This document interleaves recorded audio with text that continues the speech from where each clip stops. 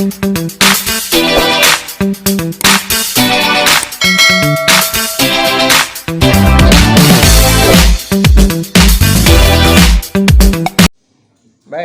persa fiksi.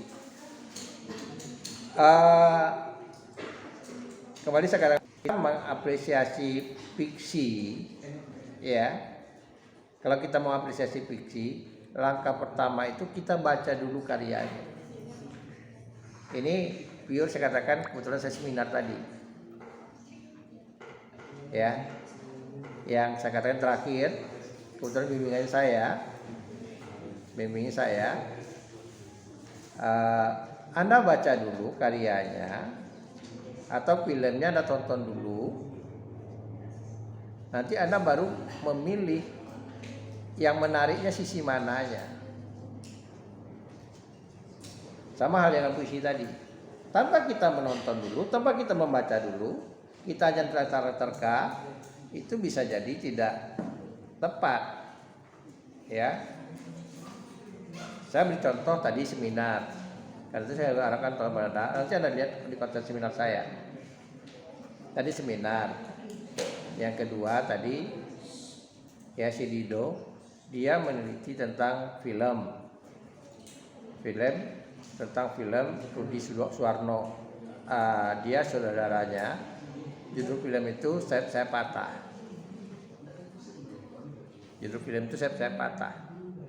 Ya.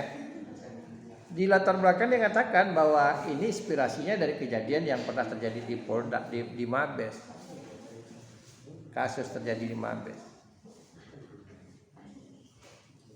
Nah, lalu yang dikajinya itu adalah unsur intrinsiknya dengan pendekatan struktural. Tentu tidak mengena. Lalu tepatnya gimana? Saya katakan tadi terakhir kalau itu saya cepat. Saya katakan pada dia, cocoknya kamu ini meneliti dengan pendekatan mimetik. Karena Anda tahu sendiri film itu bukan berasal dari novel, tapi dari peristiwa yang terjadi di kantor kepolisian. Rudi itu dia bekas anak Kapolri, ya. Kita pernah punya anak Kapolri. Kapolri yang paling gemuk dulu tuh dia lah, bapaknya. Nah karena itu dia berani membuat film itu, kejadian di Mabes itu, kejadian keributan itu. Jadi itu tadi, ya, apa yang mau kita pahami dalam sebuah karya sastra itu kita baca dulu, kita pahami dulu. Ibarat begini, Anda mau membuat vlog, ada ingin buat vlog food, makanan ya, atau minuman gitu. Nah, Anda mau lihat dulu, saya mau lihat rasanya. Jangan-jangan yang menarik itu bukan rasanya, tapi cara membuatnya atau hidangannya. Berarti kita tidak bicarakan rasa, cara mengolahnya misalnya. Ya, kan banyak itu. Yang model-model percikan itu kan banyak, ya. Ada KFC, ada KFC, ada McD, ada lagi yang kecil-kecilnya, ada lagi, ya. Banyak jenisnya, gitu. Tapi kan bedanya bentuknya mungkin sama, mungkin rasanya beda. Nah, bisa saja Anda membahas tentang rasa. Bisa saja begitu. Oh ini beda nih, masak ayamnya beda. Sama-sama ayam, tapi ini rasanya pedas misalnya. Ya, kenapa orang suka ke McD? Mungkin masalah harga mungkin. Ya, misalnya seperti itu. Kenapa orang bicara KFC? Mungkin itu lebih lama orang tahu tentang KFC. Nah itu yang perlu saya pahami dulu tentang unsur yang mau kita bicarakan atau mau kita apresiasi dalam karya fiksi itu. Supaya apa? Supaya ketika kita mengapresiasi hasilnya bukan hanya bisa untuk kita nikmati, juga bermanfaat bagi orang yang baca. Ya. juga bicara apa? Contoh lain, misalnya ini kalau Anda nulis skripsi nanti kan banyak dicari judul itu. Contoh lain misalnya bicara konflik, ya konflik tokoh. Nah bicara konflik tokoh itu kan banyak sisi yang bisa kita lihat. Bisa kita lihat penyebabnya dan akibatnya. Tapi kalau konfliknya saja, kayaknya tidak ada manfaat bagi orang. Nah, tapi kalau kita bicarakan penyebabnya, aplikasinya, kenapa penyebabnya kita telusuri. Penyebabnya apa? Mungkin digambarkan oleh pengarang secara real, nyata, mungkin tidak. Ini saya beri contoh ya, kejadian sebenarnya sekarang. Misalnya kejadian sebenarnya, kejadian di Batam, kan lagi heboh sekarang. Di Batam, yang penggusuran, yang demo sekarang sampai ngamuk-ngamuk orang Melayu itu. Tadi juga di dosen juga bicarakan tentang itu. Yang Pulau Rempang, siapa pernah ke Batam? Pernah? Tahu? Belum kesananya? Jembatan 1 nanti sampai jembatan 4, ya, sampai jembatan 4. Jadi itu tanah, ini penyakitnya pemerintah kita, ya penyakit pemerintah kita, dia melihat petanya aja. Pemerintah itu melihat peta. Kalau Anda pergi ke hutanan, ada petanya, mana hutan? Ini hutan nih, hutan lindung misalnya. Padahal kenyataannya tidak lagi. Dan itu terjadi di Batam. Ya, pemerintah mengasih ke investor kalau tidak salah 17.000 hektar. Padahal luas tanah itu cuma 16.000 hektar. Nah itu dianggap ambil alih. Dan itu sudah ada 18 kampung. Dan mereka sudah tinggal di sana, nenek moyang mereka, jauh sebelum kemerdekaan. Tapi pemerintah karena dia perlu investor perlu lokasi lahan, dikasihlah lahan. Di peta, di atas meja. Oh ini kosong. Dan itu terjadi juga di Arabadi. Kasus Arabadi kalau Anda tahu. Kasus Arabadi di Pelalawan. Kenapa? Orang itu tidak langsung turun. Nah karena itu kalau Anda lihat ada yang di Pelalawan itu ada yang kuburan orang masuk, berarti kan ada lama orang punya kuburan. Bahkan ada namanya pohon sialang. Kan tidak semua orang tahu tentang pohon sialang. Yang tahu itu orang Melayu tentang pohon sialang. Kalau Anda lihat suku-suku sialang itu, orang punya pohon sialang itu, suku-suku itu tahu. Nggak mau dia mengambil. Ini pohon dalam di hutan. Dia tahu ini suku ini yang punya. Dia nggak ngambil. Tak mau dia panen. Begitu dia patuh dengan wilayah itu. Tapi pemerintah di peta, nah itu terjadi di Pelalawan juga, yang pohon sialang ditebang oleh Arabadi, dan mereka tidak ganti rugi.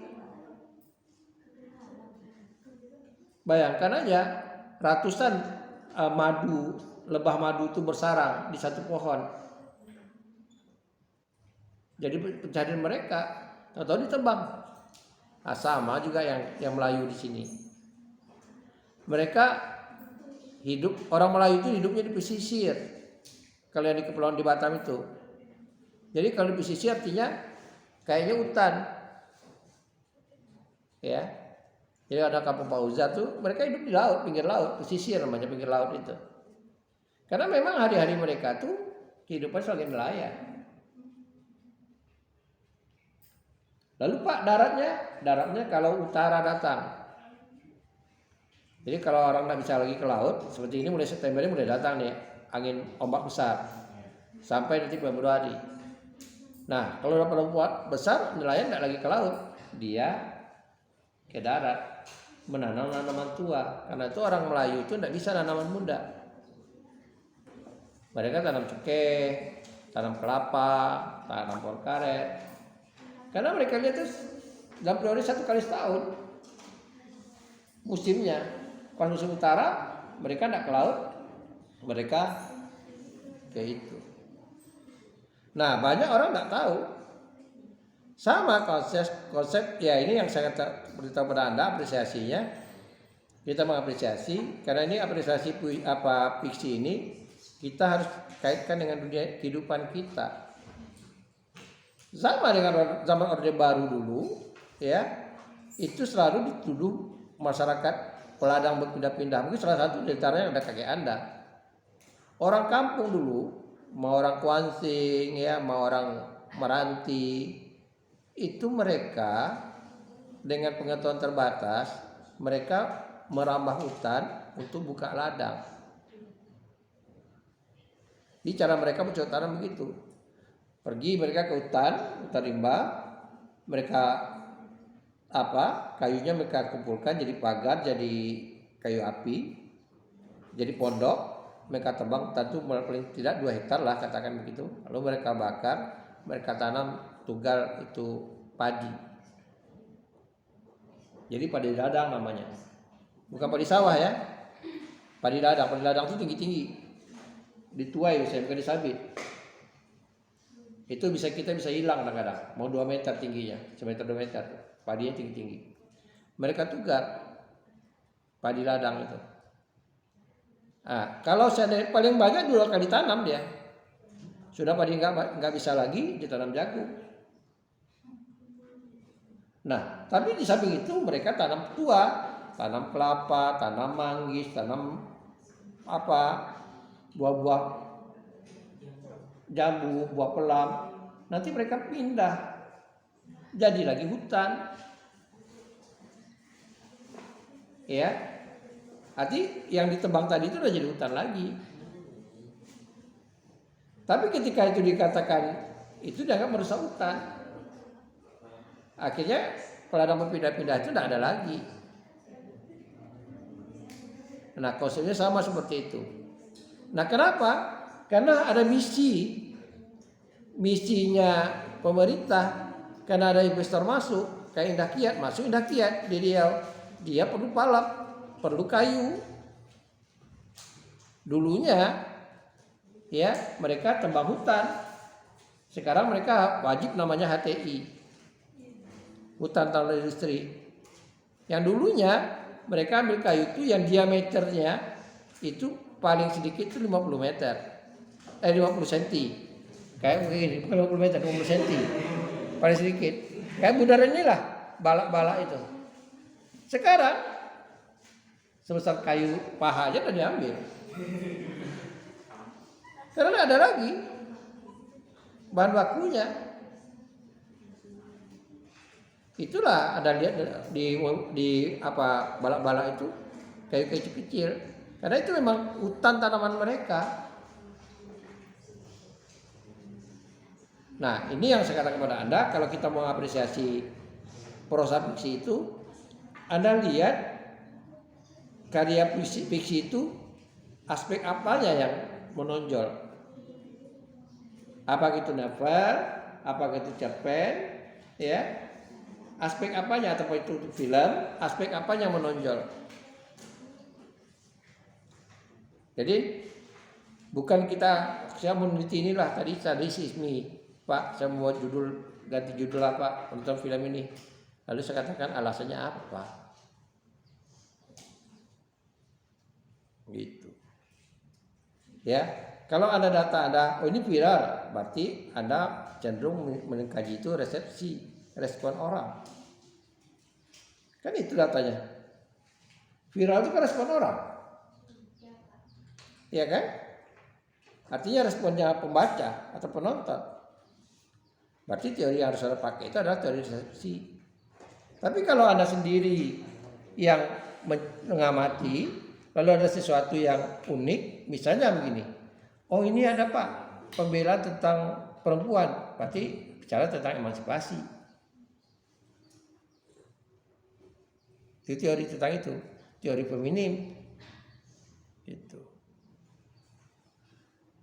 Tapi kalau bicara tentang masalah jabatan hierarki, itu bicara tentang kebutuhan, teori tentang kebutuhan. Gitu. Jadi kembali ke kajian kita sama dengan puisi tadi, kita harus sesuaikan kita kaji dulu, kita tonton dulu, baru kita tahu pisau bedahnya apa, teori apa mau kita pakai. Ya, paham? Nah, jadi harus paham itu dulu yang diapresiasi. Teori apa yang mau kita pakai? Jadi tonton dulu objeknya atau baca dulu objeknya. Tapi kembali saya katakan tadi, kalau bicarakan masalahnya persoalan viral, ya Anda cenderung penelitian Anda itu ya resepsi. Karena viral itu adalah respon. Ya. Apakah resepsi Anda kaitkan dengan strukturnya? Boleh. Misalnya resepsi Anda lebih banyak komentarnya tentang watak tokoh. Ya. Atau tentang alur ceritanya. Nah, Anda kaitkan resepsi orang itu dengan alur cerita. Jadi kajian Anda itu adalah, apresiasi Anda itu adalah dua teori. Teori resepsi dengan struktural. Struktural itu tidak semua struktur. Khusus bicara tentang misalnya alur ceritanya. Atau wataknya aja. Tergantung komentar orang. Banyaknya kemana?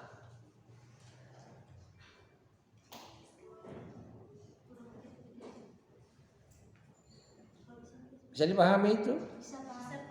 Lelah karena istirahat ya. Tidak apa-apa. Jadi saya mohon maaf hari ini kebetulan ibu mau berobat. Ya. Kalau sore nanti maghrib lagi jalan. Jadi saya masa asar langsung menemani ibu berobat. Jadi itu tadi sekali lagi saya katakan. Lalu apa yang saya tuju itu? Anda cari dulu objek Anda. Ya, Anda cari dulu objek Anda. Anda pilih dulu objek Anda. Oke. Nah, sekarang ini objek yang Anda pilih itu kita bicarakan angkatan. Bicarakan angkatan.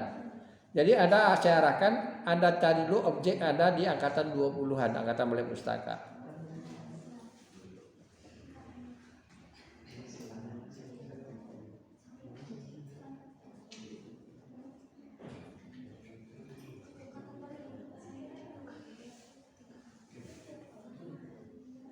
Oke. Nah, kita bicarakan angkatan nih. Angkatan Balai Pustaka itu nanti Anda bisa cari lagi nanti.